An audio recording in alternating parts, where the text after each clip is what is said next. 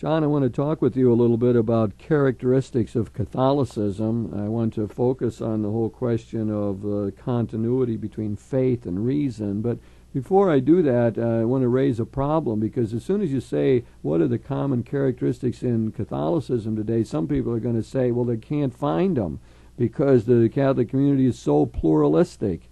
Some people's memory takes them back to a day when we thought all Catholics believed the same, and all Catholics have the same sort of piety and philosophy and theology.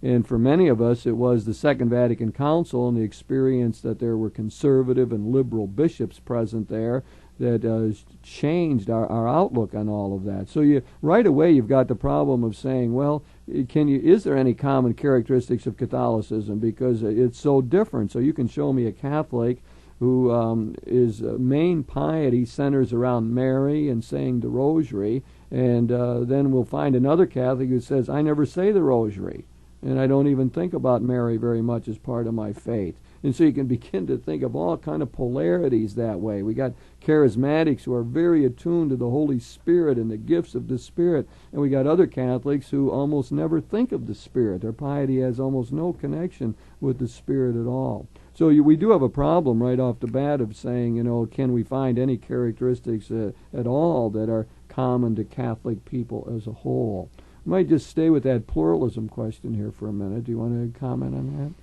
The first thing that comes to mind as you just did that introduction is it's interesting to try to find something that is common to something that is universal, which is the meaning of the word Catholic. So you're talking about trying to find what is common to the universal church, to the Catholic Church, a church that claims at least to have the potential to be open to virtually all of humanity and all cultures and all experiences. And so to find, and with that, what's happened within this last couple centuries is, first of all, we certainly did become very, very centralist and conformist in terms of our understanding of Catholicism, very ignorant of our history, very dogmatic and a papal-oriented rather than episcopal-oriented church, who could define things in such a way as claiming that it was all finished. We had the answer. And so to suddenly become a global church and have to move out of our Western framework of reference, our Western culture, our Western philosophy, to become universalist, I would see how it's very difficult for us to see what's common about that. It's almost a shocking experience. In other words, at one time we would have said, well, that's easy, all Catholics abstain from meat on Friday, and all Catholics have a particular devotional life, and so on. All Catholics celebrate the Eucharist with the Latin language. It's all kind of things that people sort of felt were of the essence of what Catholicism was all about. And the problem is that got shattered. So, you begin to think, well, Catholics are worshiping in different languages now, and Catholics have different pieties. So I think the shock of it all is probably part of the current problem. If those externals are the very ones you mentioned, like Latin and meat on Fridays, were the identification of Catholicism, well, then there was no Catholicism at the time of Jesus or in the first couple of centuries of the Church. Right. Those things didn't exist. It ignored so much of the experience. It ignored all of the Eastern elements within Catholicism, too. It was just, first of all, it was a faulty, one-sided picture. So what emerged in the Second Vatican Council, when we saw that there was differentiation in Catholic thought and practice, was we were just coming to a conscious awareness of what was always there. There was always pluralism, there was always differences, there were always different kind of liturgies. There was always, from the very beginning, quite a large difference between the Western Church and the Eastern Church. And so we were really becoming aware of a reality that had been repressed for many centuries. And the pluralism might not simply mean as you move from one part of the globe to another part of the globe, or from one Catholic home to another Catholic home in terms of what their opinions are, but the pluralism also can mean throughout the centuries. Some of the people who have articulated their preference in the post-Vatican era for traditional things. Now, tradition is a really good word, but what they really mean is they want things like it was when they grew up. They really don't understand the pluralism of the 19th or the 12th or the 8th or the 2nd century Catholicism. Their experience is, understandably, what they grew up with, and that to them is what the tradition is, and that's what they want. Right, and then that's why many people were able to deal well with the changes in the Second Vatican Council precisely because they learned some history. I remember many people who, when they found out that the Eucharist was celebrated in diverse ways in the early centuries, that the greeting of peace was part of that, or that reception of communion in the hand was part of the practice of the early church, they became much more open to the changes, precisely because they saw that the tradition was much longer than 100 years, or what it was when they were youngsters growing up. And I think a very valuable lesson. History helps us. Or simple things about attachment to the way to show reverence is to kneel at the Eucharist and other places. A custom introduced in about the 14th century. Yes. And a custom which has little meaning in Japan, for example, where there would be another way of showing reverence by bowing, for example, or inclining in one's posture. So the tradition is far more pluralistic than simply from one Catholic's opinion or one nation to another, but even all throughout history. Indeed. So that takes us back, John, to the question then, what is characteristic of Catholicism? What is distinctive about this community of people journeying through history that we call the Catholic people? And so we're going to focus, really a lot of them we could think about, the sacramental principle, the incarnational notion that God has placed His grace in matter and deals with us in and through the material world. What I want to focus on here is this continuity between faith and reason, the celebration of reason as a fundamentally helpful attribute that the good God has given us. And just to set a general theological framework, we say that faith is a gift. We say that faith is in a God who is always beyond our words and our categories. We say that there is no way to, through empirical proof and deductive argument, to show the truth of the great mysteries. For example, that Jesus Christ is the Son of God. You can't bring someone to me just of open mind and say, now prove to them, in a logical fashion that Jesus Christ has to be the Son of God. We admit the limitations along that line. So we say that faith is in things beyond comprehension, and faith is a total commitment of our whole person to Jesus Christ. And we ask ourselves, therefore, well, what role does reason play in that? And our fundamental Catholic answer has been that reason is positive. It's a God-given gift, and it brings us to the edge of faith. It supports faith, it helps analyze it, helps us to understand its directions, and it helps us to make that leap of faith with some sort of basis, a human basis that makes sense. It appears to me that the first problem we have in talking about faith and reason is reason is a foreign word today.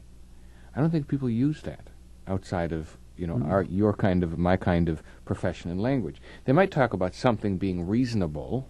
Yes.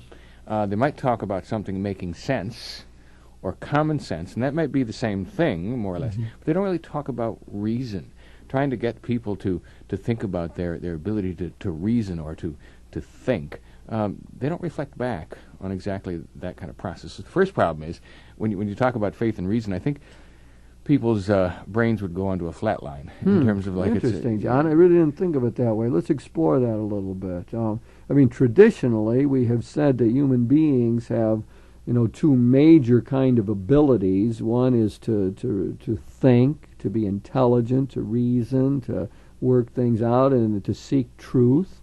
And that we have another faculty or ability which is connected with our will, to choose the good, to try to be better lovers, and so on. Now, we've commonly talked about us in those two ways. Now let's see how that translates into modern culture. What would somebody say? Well, we say things like, well, make sure that your head is connected with your heart, or that look out, your heart might be way ahead of where your head is. We talk about that in terms of loving relationships.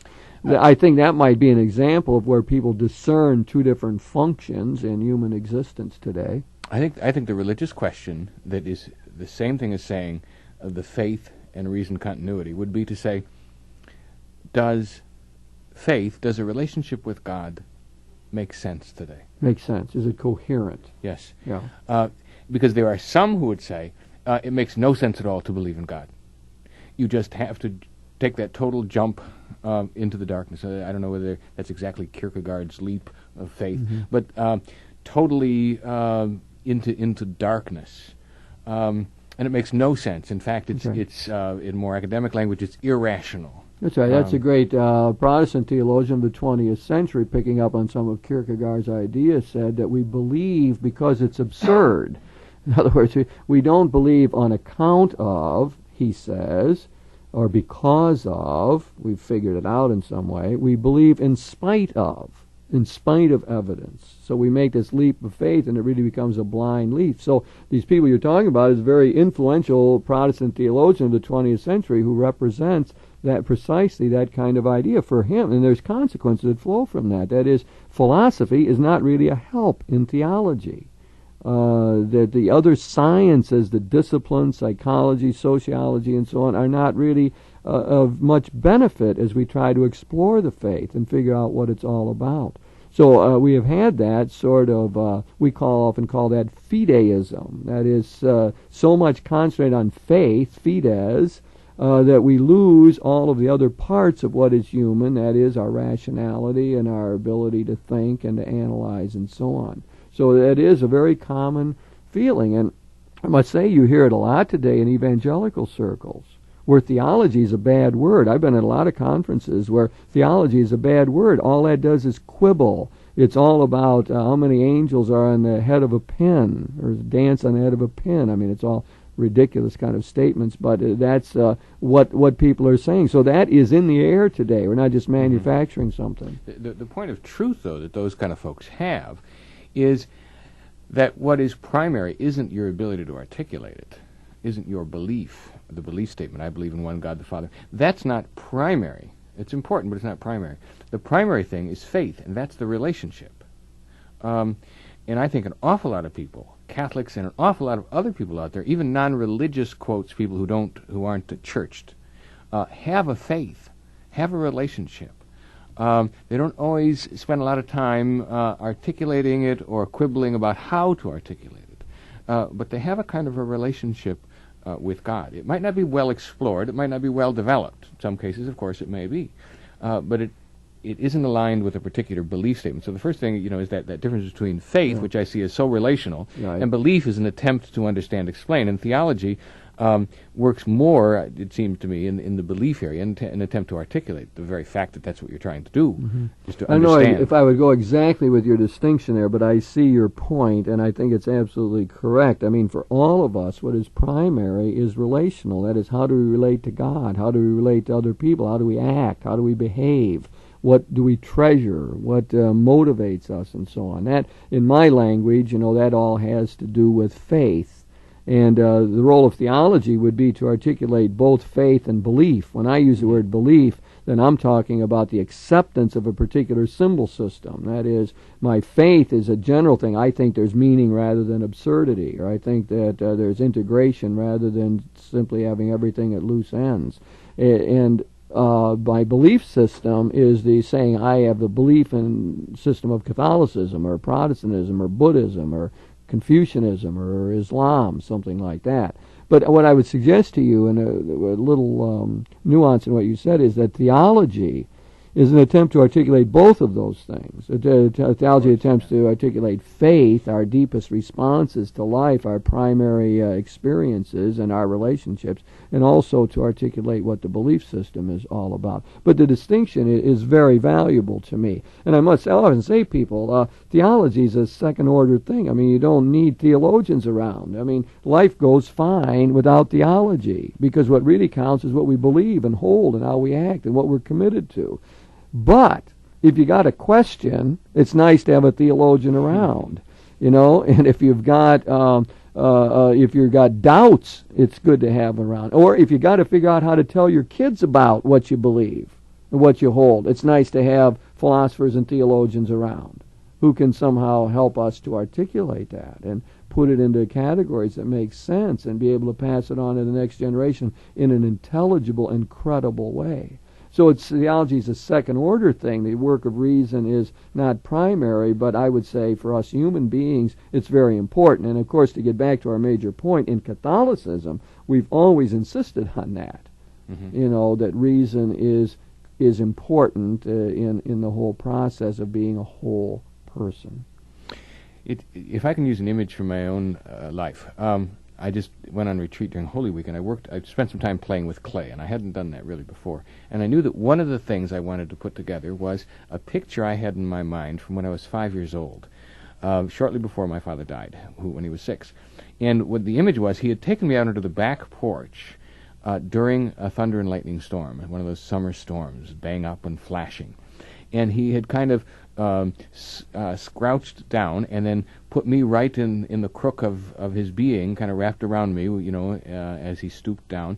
And we watched the storm together. Now, his head was right behind mine. He was able to talk like into my ear. His arms were wrapped around me and talk to me about not being afraid of the storm, how to respect its power, how you don't stand under a tree because of the fact that, if the lightning were to strike the tree, and so forth and so on.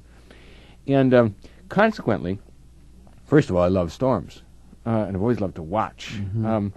Secondly, it's become kind of a paradigm for me in terms of my relationship with God. God is Abba, God is Father in some analogous sense, and that relationship is there, and so you can face the various storms that are there with a degree of confidence. And that's what I would talk about as faith, as the relationship. Yeah. Wonderful, John. Just a beautiful image. Yeah, it's very telling. And as you would get to know the Lord, as you would get to know God, the confidence makes sense. It is reasonable. It isn't a leap into total darkness. I know Jim Bacik, and I can trust Jim Bacik to be Jim Bacik. I can't trust him to be more than that, although I can take a risk that he could be. But he's basically a human being, a particular human being with a particular history. And it's very reasonable to hope and expect and trust, and it's never for sure. It's always a gamble that you would act according to who you are.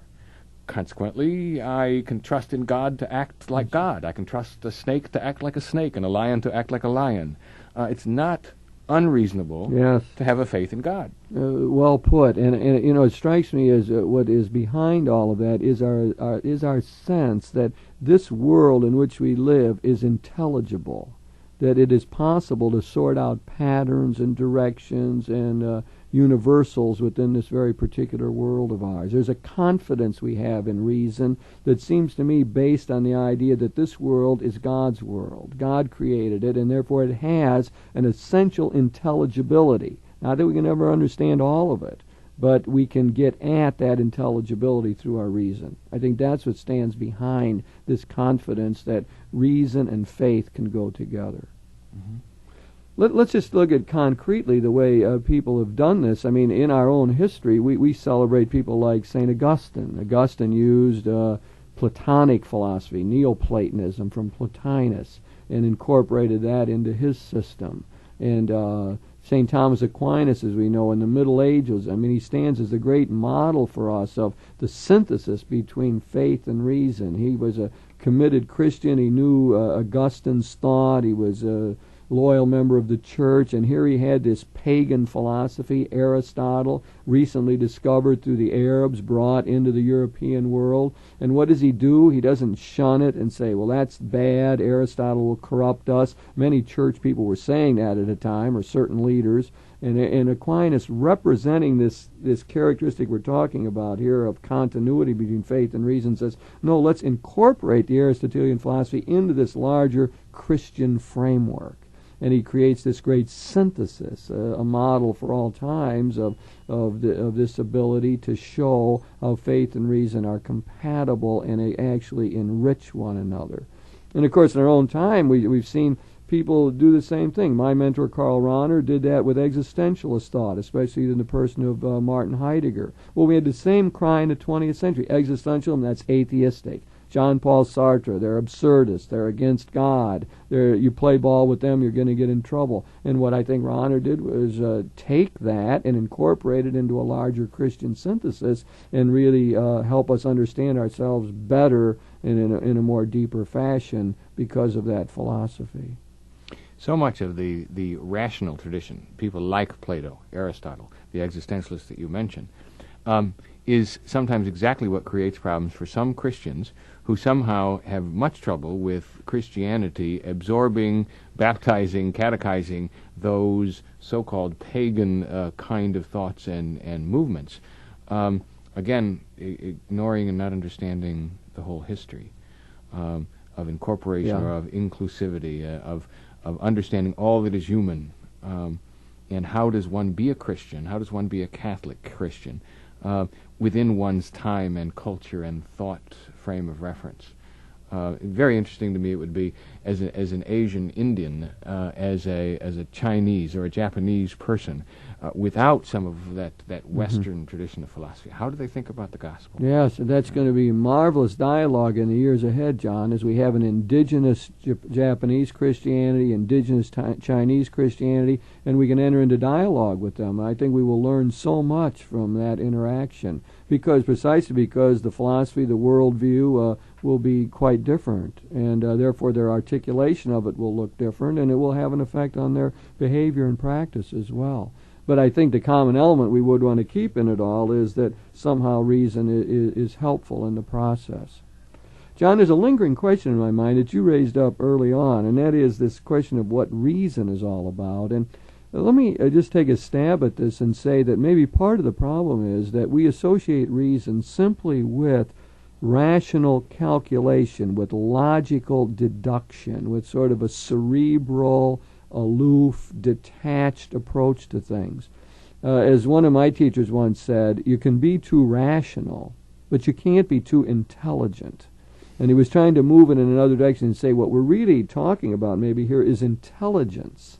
In intelligence being a broad-based word that understands our total person effort to make sense out of things, to order things, to analyze, to synthesize. And very often that is not a detached cerebral effort at all, but it's got an emotional context to it. It's got an evaluation involved, a commitment and dedication. And still it is a process of sorting, analyzing, discerning, making sense out of, and categorizing so as to be able to share with others. So maybe we would do better to talk about faith and intelligence here, and to give it that broader sense. Mm-hmm.